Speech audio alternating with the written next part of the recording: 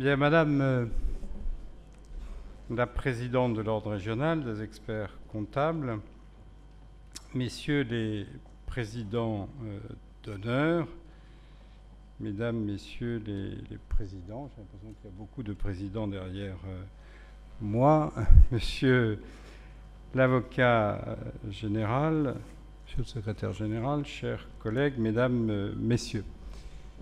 C'est un grand plaisir pour moi que de vous retrouver réunis nombreux en cette grande chambre de la Cour des comptes. Je vous remercie d'avoir répondu aussi nombreux à l'invitation qui vous a été adressée pour la cérémonie qui va se dérouler dans quelques instants, la prestation de serment de nouveaux experts comptables. Je vois qu'ils sont tous prêts. Je salue chacune, chacun d'entre vous, tout particulièrement les responsables de votre ordre. Et je souhaite à chacun la bienvenue ici à la Cour. Avant d'entrer dans le vif du sujet et l'intention de celles et ceux d'entre vous qui ne sont pas familiers de la Cour, il doit y en avoir, je dois quelques mots d'explication sur le lieu où nous nous trouvons. Le palais Cambon, dont nous venons de fêter le centenaire, se trouve dans un lieu prédestiné. En effet, la rue qui borde le palais porte en effet le nom de Joseph Cambon, qui s'illustra sous la Convention et dont l'œuvre essentielle a été la création du grand livre de la dette publique, 24 août 1793. Il y aurait beaucoup à écrire. Beaucoup a été écrit depuis cette date s'agissant de la dette publique. On ne pouvait trouver meilleure référence. Nous sommes ici réunis dans la Grande Chambre, c'est-à-dire le lieu le plus vaste, solennel du Palais Cambon.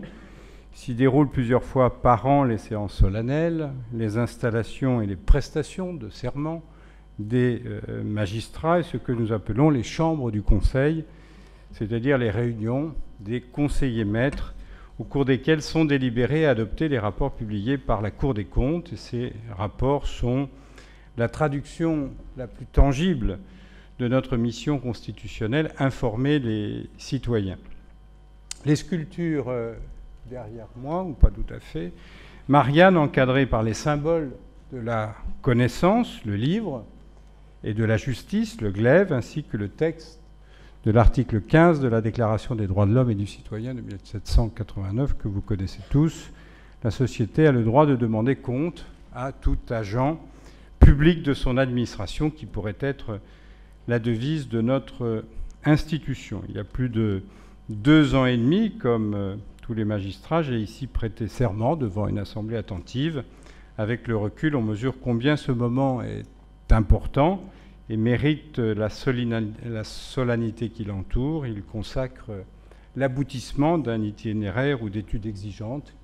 Il ouvre une carrière qui le sera tout autant pour vous.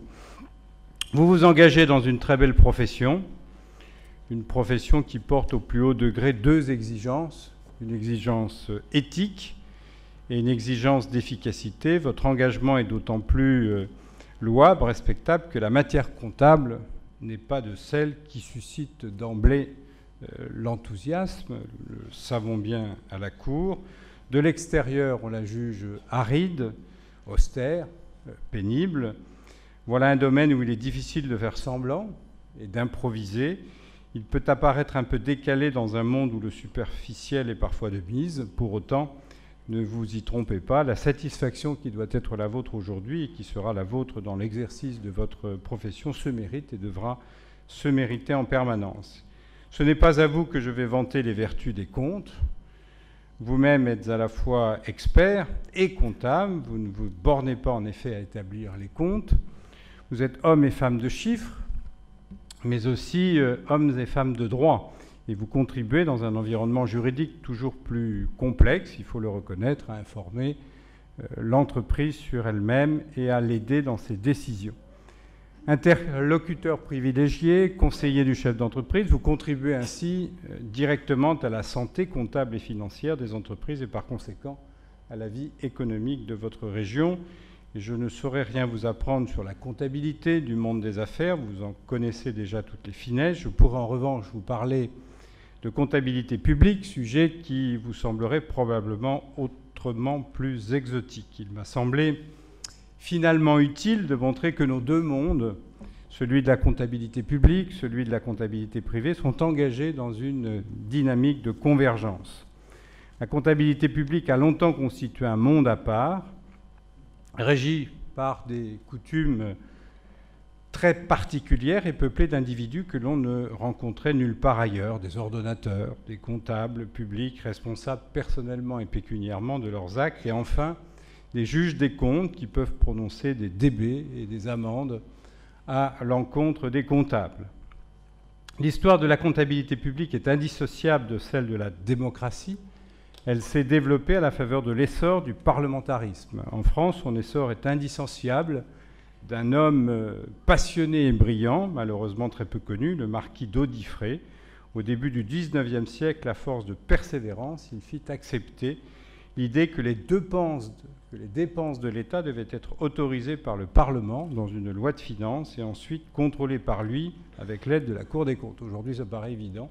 Ça ne l'était pas obligatoirement à l'époque. Le marquis d'Audifrey fut président de chambre, d'ailleurs à la Cour des comptes, de 1829 à 1859. Ceci explique les spécificités de la comptabilité publique et notamment la principale d'entre elles, qui est la focalisation sur ce qui entre et sort des caisses publiques, car l'autorisation parlementaire est bien une autorisation annuelle de percevoir l'impôt et de dépenser, c'est-à-dire d'encaisser et de décaisser certaines sommes.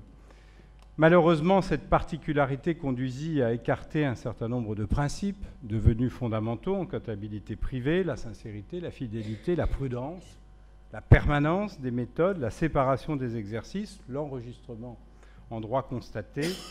Au final, à force de dérogation au droit commun, les comptes publics n'éclairaient plus que très imparfaitement les citoyens sur la réalité de la situation financière de l'État. Par exemple, l'État ne connaissait qu'à peine son patrimoine, il ne recensait qu'imparfaitement ses créances et ses dettes. Et cela ne pouvait donc continuer. L'État avait besoin d'une comptabilité moderne, c'était une question de transparence, c'était aussi une condition d'efficacité de la gestion publique. La conjonction des recommandations de la Cour et d'un mouvement plus vaste d'internationalisation des normes sous l'impulsion de l'Union européenne et d'organismes internationaux comme l'IAS Board pour les entreprises ou le comité secteur public de l'IFAC pour les acteurs publics ont sans doute contribué à faire évoluer les choses.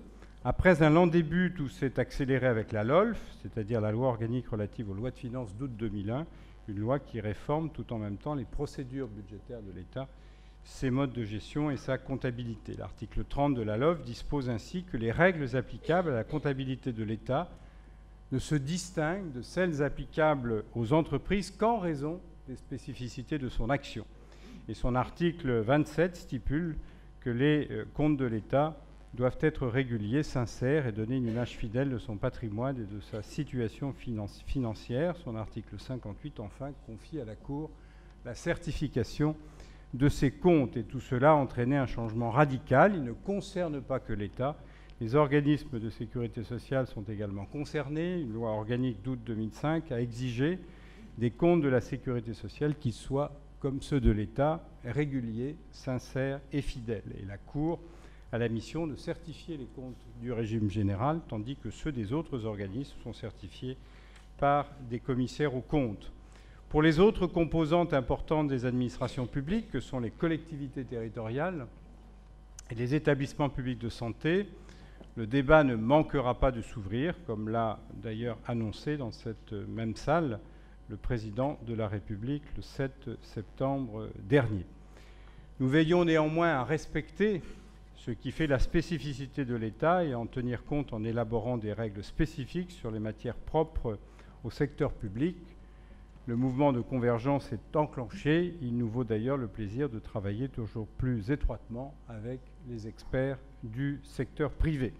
Dans le cadre de nos travaux de certification, nous avons recruté à la Cour de nombreux auditeurs de cabinets privés. Ils nous apportent une expertise pointue, très utile, et nos échanges de culture et de pratiques sont très fructueux. Notre travail s'articule désormais avec votre propre travail dans de nombreux domaines, mais la comptabilité privée évolue également. Elle n'est plus seulement considérée comme un outil de gestion aux mains des dirigeants, elle apparaît désormais liée, elle aussi, à une exigence de démocratie sociale. Elle doit contribuer à éclairer les parties prenantes de l'entreprise, les actionnaires bien sûr, mais également les salariés, plus généralement les citoyens. Aujourd'hui, on considère en effet que les entreprises ont également une responsabilité sociale. Les exigences de transparence n'ont donc jamais été aussi fortes, et il en va de même du contrôle de la régularité des opérations. Les comptables et les auditeurs sont soumis à des contraintes déontologiques toujours plus fortes. C'est un autre de nos points communs. Nous partageons en effet aujourd'hui les mêmes exigences, une exigence de rigueur, une exigence d'indépendance. Et je sais combien ce dernier point vous tient à cœur et qu'il constitue un des principes fondateurs de l'action de votre ordre professionnel. Nous avons tous, vous, experts comptables, nous, magistrats des comptes, à faire comprendre à nos interlocuteurs que la valeur de notre travail ne se réduit pas à une compétence technique, elle réside aussi dans une exigence éthique que nos professions ont portée au plus haut degré. J'y vois une marque de reconnaissance de tout ce qui, en dépit des apparences, nous rapproche et des défis communs qui nous attendent. Je sais que vous saurez les relever avec talent, en tout cas c'est le vœu que je forme. Alors permettez-moi de vous souhaiter une pleine réussite, un plein épanouissement dans votre future carrière, qu'elle vous apporte tout ce que l'on peut souhaiter d'un métier comme le vôtre, la satisfaction d'être profondément utile et de défendre une discipline et une éthique des plus exigeantes. Indépendance, loyauté, rigueur, transparence, voilà les principes qui vous guideront. Votre serment en témoigne, c'est la manifestation d'une exigence morale, un appel à la conscience, à la probité, à la légalité. C'est un engagement personnel et public que vous prenez devant les anciens et devant vos proches. Encore une fois, bienvenue à la Cour. Nous sommes très heureux de vous accueillir pour cette occasion solennelle, émouvante, je pense aussi pour chacun d'entre vous. Et je veux vous renouveler tous mes vœux de réussite une fois que vous aurez prêté votre serment.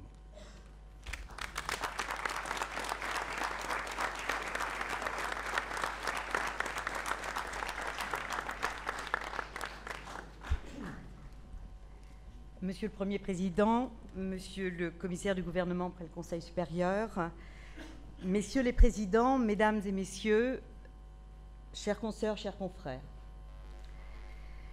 chers jeunes consoeurs et chers jeunes confrères, dans quelques minutes, devant nous, vous prêterez serment. Vous prêterez serment d'exercer votre profession avec conscience et probité. Vous prêterez serment de respecter et de faire respecter les lois dans tous vos travaux. Ce serment, des milliers de professionnels l'ont prononcé avant vous. Ils ont accepté de s'engager autour des valeurs communes qui sont celles de notre profession. Ce sont ces valeurs que je vous invite à votre tour à partager. Ce serment a un sens, et c'est ce sens que je désire vous rappeler par ces quelques mots. Pour cela, revenons aux mots conscience et probité. Tout d'abord, qu'est-ce que la conscience ? C'est une propriété propre à l'être humain. C'est, entre autres, la capacité à porter des jugements sur la valeur de nos actes, sur les nôtres, mais aussi sur ceux d'autrui. Un jugement qui nous amène à distinguer le bien du mal. On vous demande donc à travers ce serment de porter sans cesse un jugement sur vos actes et ceux des autres. Vous me direz que ce jugement est nécessairement subjectif et que l'on peut donc s'interroger sur sa véritable légitimité. Pour exercer cette faculté avec justesse dans le cadre de nos activités, nous, experts comptables, partageons des valeurs morales qui ont été codifiées et donc acceptées par tous. Ceci nous permet donc d'exercer de manière permanente, partagée et harmonieuse cette aptitude au discernement. Et maintenant, qu'est-ce que la probité? Elle consiste à observer scrupuleusement les règles de la morale sociale ainsi que les devoirs imposés par l'honnêteté et la justice. C'est ce travail de conscience qui vous permettra de la mettre en application. Sans conscience, pas de probité. Pour nous guider dans notre engagement, l'Ordre des experts comptables s'est donc doté d'une déontologie regroupant l'ensemble des règles et des devoirs qui s'imposent à nous. En prêtant tout à l'heure serment, vous vous engagerez à un comportement professionnel, celui de respecter nos règles d'exercice et notre déontologie. Ce corpus réglementaire s'appuie sur une éthique dont je veux vous rappeler en quelques mots les origines. En effet, qu'est-ce que l'éthique? L'éthique se donne pour but de déterminer comment les êtres humains doivent être et se comporter en distinguant ce qui est bien de ce qui est mal. Ainsi appliquée au domaine de la vie professionnelle, l'éthique vise à distinguer le bon comportement professionnel du mauvais. La belle affaire, me direz-vous. Cela ne nous dit pas comment se construit une éthique et sur quels principes. Alors pour répondre à cette question, il faut en revenir aux fondamentaux, aux fondements philosophiques de l'éthique. Et nous verrons que les hommes et les philosophes de tout temps ont apporté à la question de l'éthique des réponses différentes, adaptées à leur époque. Alors on va faire un petit rappel historique, on va remonter un petit peu loin, on va commencer par Platon, au 5e siècle avant Jésus-Christ, confronté au milieu corrompu de la Grèce antique, qui entreprend de définir la notion d'éthique et de politique. Pour lui, l'éthique ne peut pas se réduire à la propre préférence subjective de chaque individu. Pour qu'elle soit partagée par tous, il faut qu'elle soit traitée comme une science. Il faut qu'elle se fonde sur des raisons objectives, valables pour tous les esprits. C'est à la recherche d'un tel fondement que s'attache Platon. À sa suite, Aristote prend le parti de définir l'éthique en la faisant correspondre à la recherche du but le plus élevé de l'homme, qui est la recherche du bonheur. Pour lui, l'éthique, c'est la recherche du bonheur. Certes, vous me rétorquerez que le bonheur est une notion quelque peu subjective qui diffère d'un homme à l'autre, mais pas dans l'esprit d'Aristote. Aristote considère que l'homme ne trouve son plein épanouissement que dans le milieu social. L'homme est un être politique, nous dit-il, au sens étymologique du terme, c'est-à-dire au sens de polis, le service de la cité. Et c'est seulement dans la cité, en interagissant avec les autres, qu'il pourra se réaliser et atteindre le bonheur dans toute sa plénitude. Vous le comprenez, l'éthique servira donc à réguler les relations entre les hommes pour parvenir au bonheur de chacun dans une cité vivant en paix et en harmonie. Car Aristote se préoccupe avant tout du bonheur terrestre et dans la cité. Poursuivons notre périple.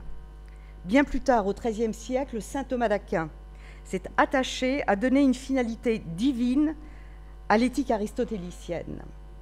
Car pour lui, le bonheur se situe au-delà de notre seule vie terrestre. Il définit l'éthique comme la science des actes humains pris dans leur orientation par rapport à notre but ultime.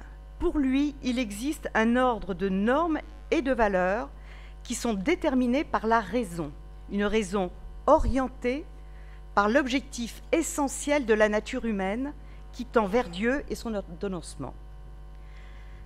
Nous allons faire un bond 500 ans plus tard, au XVIIIe siècle, à l'époque des philosophes des Lumières, Kant, qui marque un tournant en insistant sur le jugement de l'individu comme base de l'éthique. Depuis, les philosophes modernes ont mis en avant les déterminismes économiques et psychologiques qui interviennent dans la définition des valeurs de la société. C'est l'apport des sciences et de la psychanalyse. Vous le comprenez, l'éthique, tant dans son contenu que dans ses objectifs, a été de tout temps un sujet de réflexion abondant, primordial aux yeux des philosophes. Et je voulais que vous en ayez conscience avant que vous ne prêtiez serment de respecter notre éthique professionnelle. Et pourtant, rappelons que les références à la morale et donc à l'éthique n'était plus de mode il y a quelques années. Même les règles déontologiques des professions étaient largement contestées. Alors qu'en est-il aujourd'hui? Eh bien, le contexte a quelque peu changé. Constatez-le avec moi. Les valeurs de transparence en économie, de probité en politique et de déontologie chez les professionnels sont aujourd'hui réclamées par l'opinion publique. Et la crise a accentué ce phénomène. Monsieur le Premier Président, cette préoccupation éthique est partagée par les responsables politiques de notre pays et du monde dans son ensemble. L'éthique apparaît comme l'une des réponses essentielles aux dérives que nous côtoyons ici ou là. Encore faut-il en trouver les vecteurs. En 2007, la profession comptable s'est dotée d'un nouveau code de déontologie. Il y a peu de temps, nos règles professionnelles les plus essentielles ont été confirmées dans le cadre de la transposition de la directive service. Chers jeunes consoeurs et chers jeunes confrères, vous qui allez prêter serment, vous deviendrez dans quelques minutes les dépositaires de cette éthique. Quel est le sens de notre éthique? Il faut la rechercher dans le but qu'assignent la société et la loi à notre profession. Tout d'abord, assurer le développement économique en produisant une information financière fiable et transparente, une information qui inspire confiance aux créanciers et aux fournisseurs, sans lesquels la croissance n'est pas possible. Ensuite, permettre aux entreprises de situer leurs performances en bénéficiant de données fiables et de la sorte de pouvoir prendre les meilleures décisions pour leur pérennité. Enfin, fiabiliser l'assiette fiscale et sociale dont nous savons l'importance pour l'unité et la cohérence de la nation dont nous faisons partie. Afin de réaliser pleinement ces objectifs, le Code de déontologie énonce des règles de comportement que je vous engage à observer et approfondir sans cesse. L'approfondissement de vos connaissances techniques, le sens du service à vos clients, le souci de l'économie de notre pays et de la transparence de l'information financière, le respect de vos consoeurs et de vos confrères. Je vous invite à réfléchir à vos heures perdues, s'il vous en reste quelques-unes, comme le firent Platon, Aristote ou bien Kant, sur la finalité de notre éthique, sur son contenu. Ainsi, vous participerez à la promotion de l'éthique de notre profession. Avant d'en venir à la prestation de serment en elle-même et au moment d'achever dans quelques semaines mon mandat de présidente de l'Ordre des experts comptables de la région Paris-Île-de-France, je veux me tourner vers mes prédécesseurs qui sont venus ici vous accompagner lors de votre prestation de serment. Cher William, cher Jean-Claude, comme je le suis aujourd'hui, vous avez été les dépositaires, les gardiens de cette déontologie pendant les années de votre présidence. Je voulais vous remercier du fond du cœur de votre présence qui marque votre attachement à notre profession et à son éthique. Monsieur le Premier Président, je ne conclurai pas sans vous remercier très sincèrement de l'honneur que vous nous faites en nous accueillant ici, dans la grande chambre de la Cour des comptes. Cet honneur rejaillit sur chacun des 5600 experts comptables franciliens, autant que sur nos jeunes consoeurs et nos jeunes confrères qui s'apprêtent à prêter serment. Le symbole est pour nous très fort, notamment parce que nous connaissons les valeurs qui vous animent. Je pense en particulier à celle d'indépendance de jugement qui doit être pour nous un exemple au quotidien. Permettez-moi de conclure en citant ces quelques mots d'Albert Camus. Le souci de liberté et d'indépendance ne se conçoit que chez un être qui vit encore d'espoir. Car oui, plutôt qu'une contrainte, l'indépendance et la déontologie en général sont les armes de votre liberté. Ne parle-t-on pas d'exercice libéral? Et oui, encore et enfin, sans cette liberté et cette indépendance de jugement, il n'existe aucun espoir de remplir le rôle que chacun attend de vous. Créer et diffuser une information financière digne de confiance. Je vous remercie.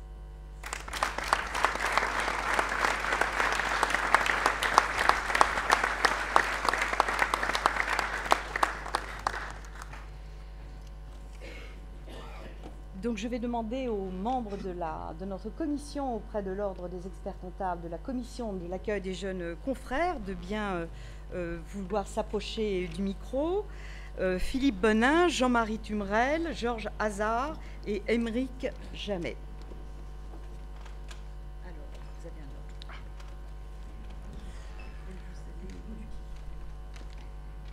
Bonsoir à toutes et à tous. Donc vous nous excuserez si on est amené à écorcher quelques noms, mais cela n'altère en rien le plaisir de vous accueillir dans notre belle profession de grande famille. Alors,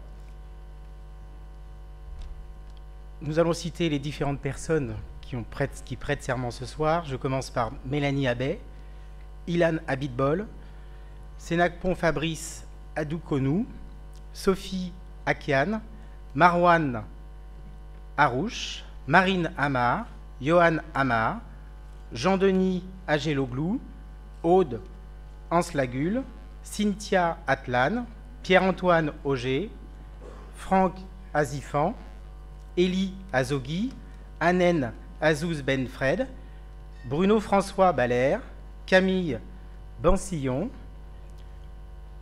Michael Bantrossac, Laurent Barba, Zoélitiana Barbotin, Pierre Baz, Ali Belhaj Abdelhadji, Imed Ben Maklouf, Mohamed Ben Okman, Michael Benaïm, Alima Ben Salah Eskali, Étienne Bessovi Ben Djebo, Louis Blard, Enguerrand Boissonnet, Agnès Bodbol, Lazare Boaziz, Younes Boujat, Éric Boulet, Nicolas Brachet, Philippe Brier, Anne-Sophie Brûle.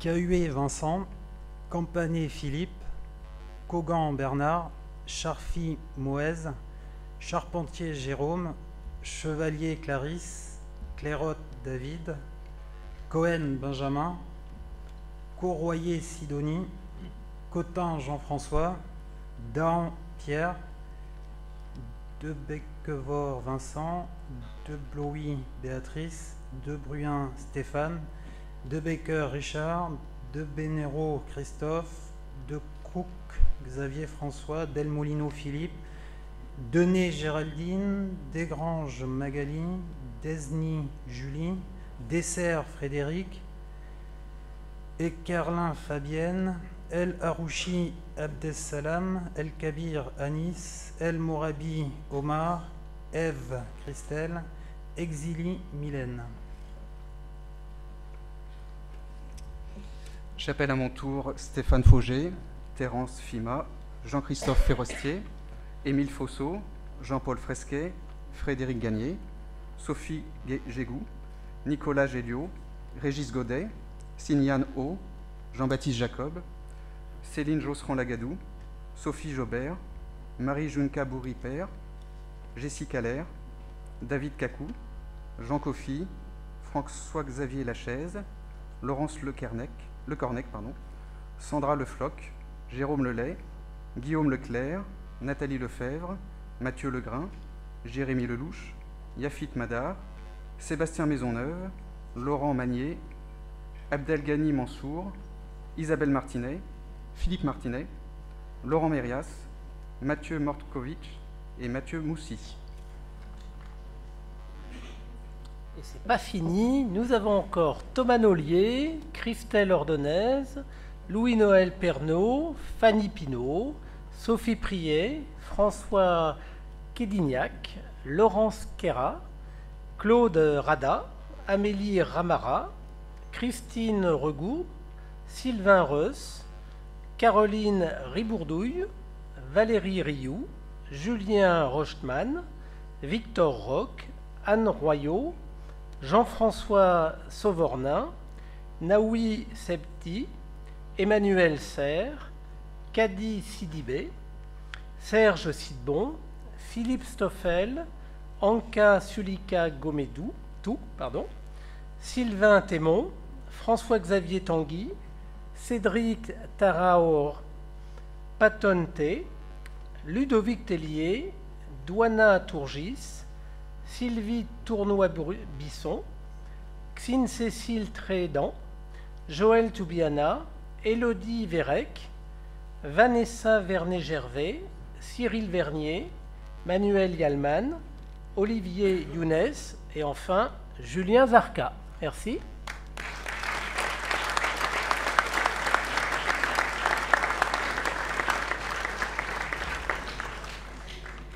Qui a osé dire que notre profession n'était pas attractive? Quand je vois quand même l'ensemble de nos jeunes consoeurs et de nos jeunes confrères, j'en suis complètement ravie. Et puis vous me permettrez la petite phrase que tout le monde attend et à laquelle je ne vais pas déroger, c'est qu'il y a de plus en plus de jeunes consoeurs et vous m'envoyez complètement ravie. Je ferme tout de suite la parenthèse parce qu'on va me le reprocher. Donc, être président d'une grande région comme Paris-Île-de-France, c'est très satisfaisant parce que c'est vrai que c'est une très belle région qui a un poids économique très fort. Mais on est un petit peu frustré dans ce genre de manifestation parce qu'il est très difficile de vous faire prester serment un par un. Et pourtant, je sais que ça vous ferait très plaisir. Ça nous ferait aussi très plaisir parce qu'il y a beaucoup d'émotions. Alors, nous avons pris le parti, j'espère que vous ne nous donnerez pas tort, de choisir les deux plus jeunes de cette promotion, donc un garçon et une fille, donc parité 50-50. Je n'insiste pas. Alors, en l'occurrence, nous avons Agnès Botbol, 28 ans, et Enguerrand Boissonnet, 26 ans, qui sont tous les deux diplômés de la session de mai 2012. Donc voilà, la jeune génération. Donc je vais vous proposer de venir prester serment tous les deux ici, et puis après vous ferez répéter tous ensemble à l'ensemble de vos confrères et consoeurs.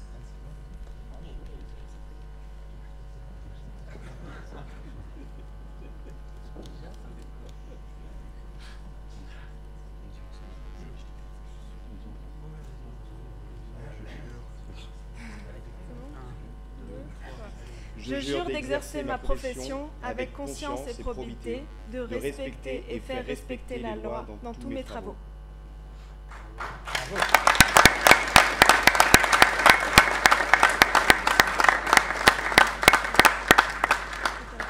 Donc vous faites répéter l'ensemble de vos consoeurs et confrères parce que, si vous voulez, dans quelques années, très bientôt, vous allez être à ma place. Donc ce serait bien de réviser et de répéter. D'accord ?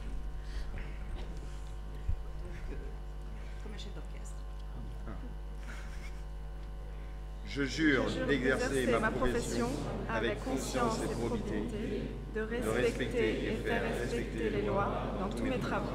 Bravo.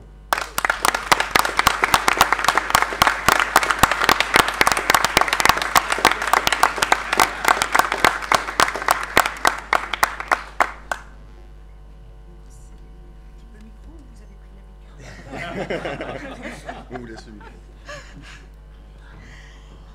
Beaucoup d'émotions, effectivement. Je le disais, non seulement parce que ça fait très plaisir de voir que la génération est là, la jeune génération est là, elle assure, elle prend le relais.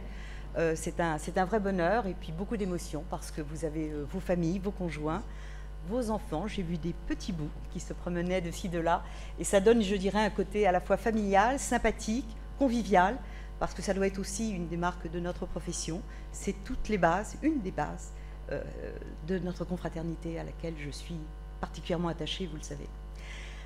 Donc je pense qu'on va en terminer là. Je voulais bien entendu vous remercier infiniment, Monsieur le Premier Président, de votre accueil, d'avoir accepté d'être le parrain de cette promotion. Nous en sommes honorés, flattés si vous me passez cette expression, et merci encore. Et je voulais également adresser un remerciement à Hervé Boulanger, qui est conseiller dans cette maison et qui nous a beaucoup aidés pour la mise en forme de cette cérémonie.